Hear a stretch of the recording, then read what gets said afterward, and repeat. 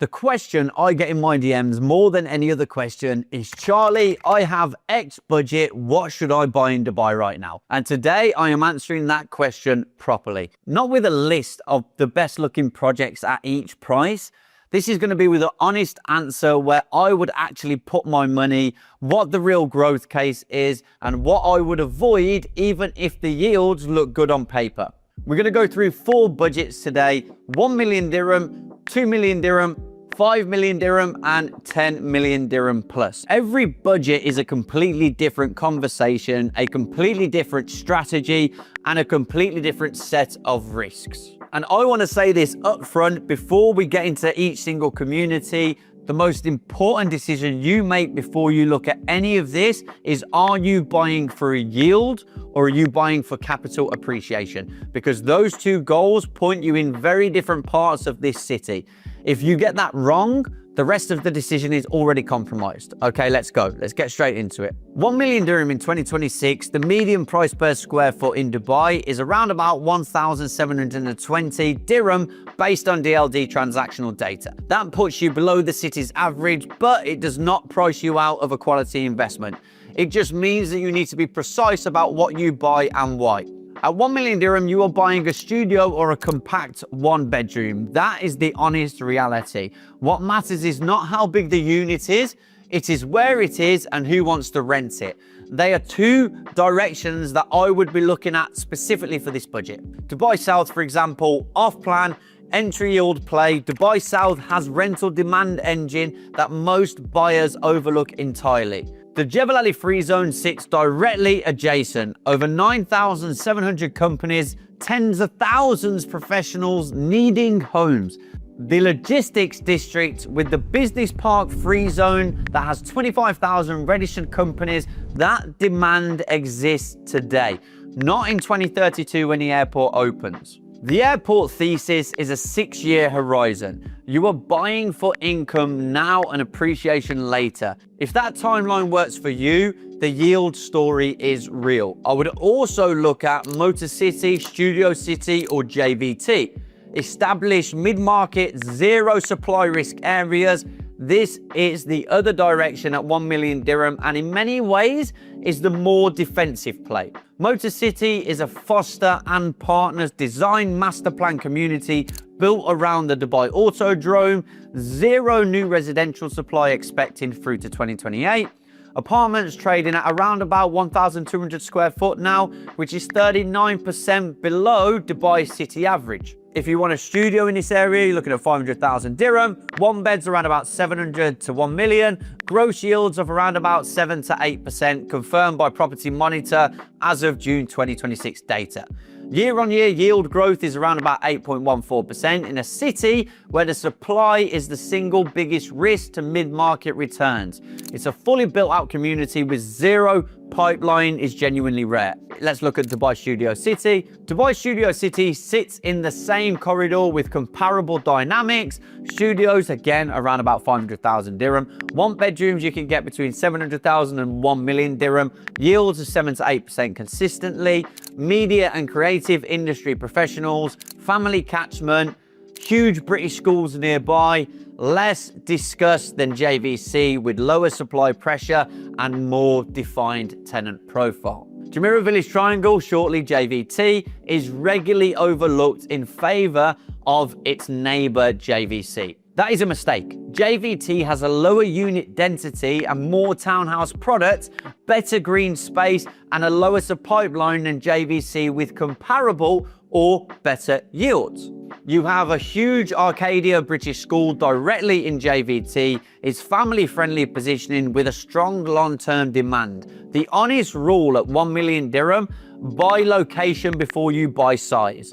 A smaller unit in a supply-constrained established community will always outperform a larger unit in a high-supply corridor. What I would not buy with 1 million dirham right now, a generic studio in a high supply community, Yields that look attractive on paper, let's say 7 to 9% gross, but your exit in 2 to 3 years is a huge competition with thousands of near identical units in the same postcode. At any budget, that is a risk worth managing. And at 1 million dirham, where every percentage point matters, it is a risk not worth taking. Now let's look at 2 million dirham. 2 million dirham changes the conversation completely, and it is the budget level that I think is most interesting right now, because at this price point you hit the golden visa threshold. 2 million dirham in a completed property from a RERA approved developer qualifies you with a 10-year golden visa, which is UAE residency. That is not just an investment, that is your base. At 2 million dirham, I am looking at 4 areas specifically. And I want to start with the one that most people this budget are not talking about. Again, that is Motor City, Studio City and JVT. I would get an upgraded product here. Everything I said about these communities at 1 million dirham, it applies here, but you're looking at 2 million dirham. You're accessing significantly better product within the same communities. 2-bed and 3-bedroom apartments in Motor City, larger units, better floor plans and better views. The zero supply pipeline argument holds up regardless of which unit size you are looking at. Now, Dubai Islands. Early waterfront positioning, golden visa territory. Dubai Islands is now in your budget at 2 million dirham, and this is where the capital appreciation argument really opens up. Trading at approximately 2,000 to 3,000 dirham per square foot, significantly below comparable waterfront communities in more established parts of the city. Transaction volumes hit around about 1,200 deals in early 2026. The 4th most active community in Dubai, despite being one of the youngest. 1 bed, you're looking at around about 2 million dirham here for a decent developer. Projected yields of 6 to 8% once amenities complete in 2027. What I would buy here is waterfront positioning at early pricing from a developer with a very strong track record. This is the early buyer thesis. The infrastructure is still building out. The hotels, the beach clubs, the dining, they're not fully there yet. If you were buying in Dubai Islands at around about 2 million dirham, you are buying 3 to 5 years before the full picture is complete.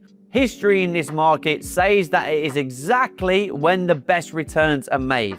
What I would not buy at 2 million dirham is a large mid-rise apartment in a very high supply corridor.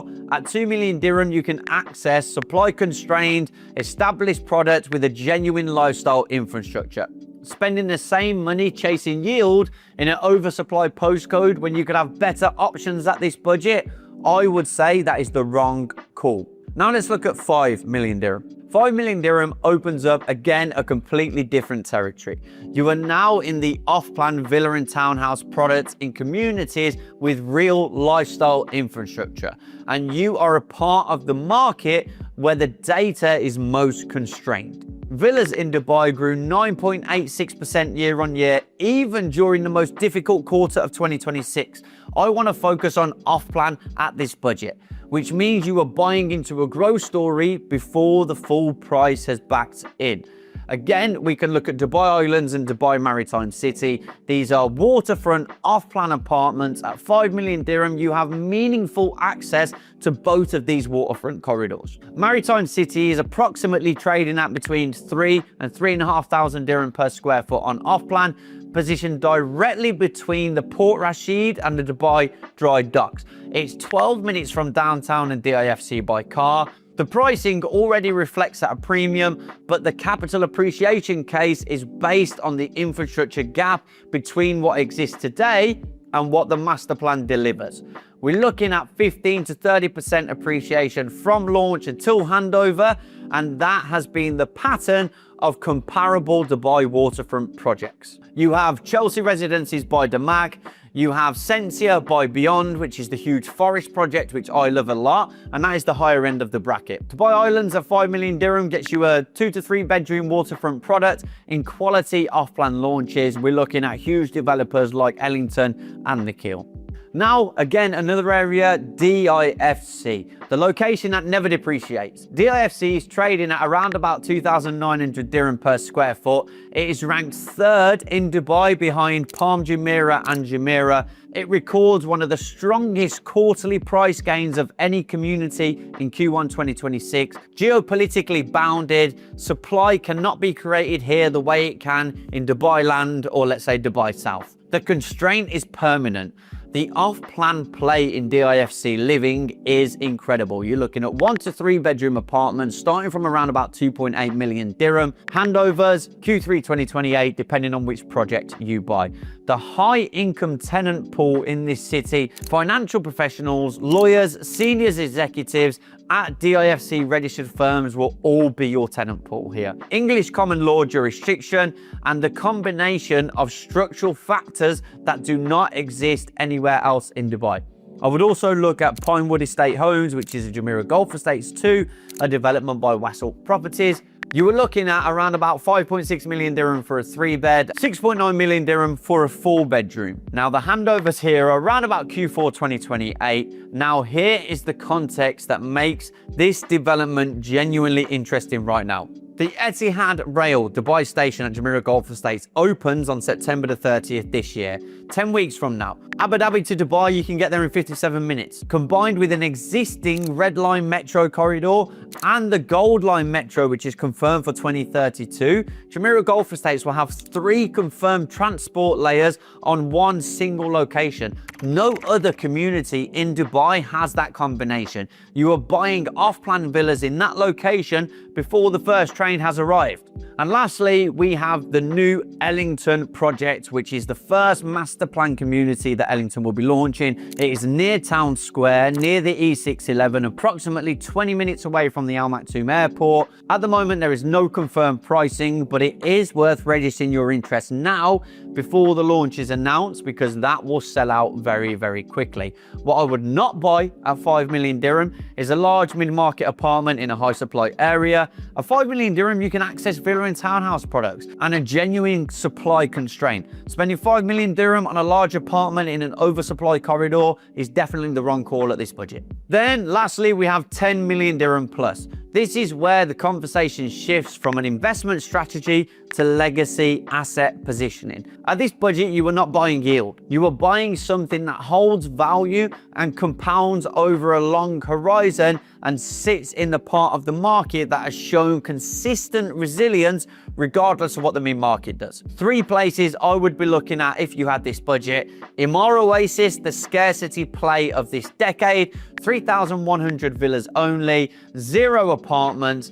73 billion dirham in total development, 100 million square feet of land, and that is the lowest density ratio of any master plan community that Emaar has ever built. For context, Dubai Hills Estate sits on the comparable land, but it has 25,000 units. In Emaar Oasis, you're looking at a budget of anywhere between 10 and 20 million, really depends on where you want to be, where you want your property to be. You are looking at averagely around about 1,800 to 2,000 dirham price per square foot, which is below Emirates Hills and District 1 at similar or lower specification. The investment thesis is simple here.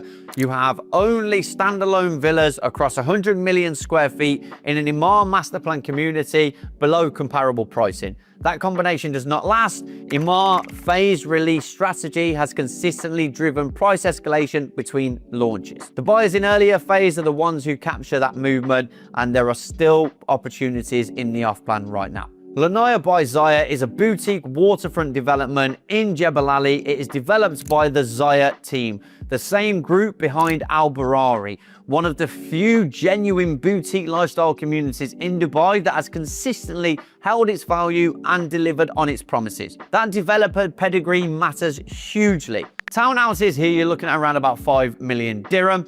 Then you have villas, which were around about 7 million dirham, going up to 12, 13 million dirham. I really like the payment plan here. It is 40-60, which means you pay 40% during construction, 60% on handover, which you can mortgage. It has swimmable lagoons, an award-winning spa. It has huge top-of-the-range restaurants on site, double-height living spaces, floor-to-ceiling windows, premium European appliances throughout. This is a genuine lifestyle asset with a developer track record that speaks for itself, not a mass market release. It's a limited boutique community where the quality of product and the credibility of the developer is the investment story here. Then we have lastly Palm Jebel Ali. If you look at Palm Jebel Ali, it is government backed, built by Nikhil. 3.5 billion dirham in construction contracts have already been awarded for the first 544 villas. It's over twice the size of Palm Jumeirah. It has 16 fronds. Now, if you look at the left side of the fronds, the secondary market 5 beds start from around about 21 million. This is right now with Nikhil being released on the right side. You were looking at 5 beds at 30 million dirham. That is the same government developer, the same waterfront positioning, the same island, but with a 9 to 11 million gap between secondary on the left side and primary on the right side. In every comparable situation in Dubai's history, Nikhil delivering a government-backed waterfront mega project, that gap has closed as construction progresses. The buyers in the secondary market, around about 21 million right now, are in the same position as the early buyers were in Palm Jumeirah. The island is real, the infrastructure spend is confirmed. The question is only whether you move before the pricing reflects what this becomes. 4 different budgets, 4 completely different conversations. 1 million dirham yield first, Dubai South put income from the existing employment base, Motor City, Studio City and JBT for 0 supply risk and consistent returns in established communities. 2 million dirham, Golden Visa territory, upgraded product in the same established communities.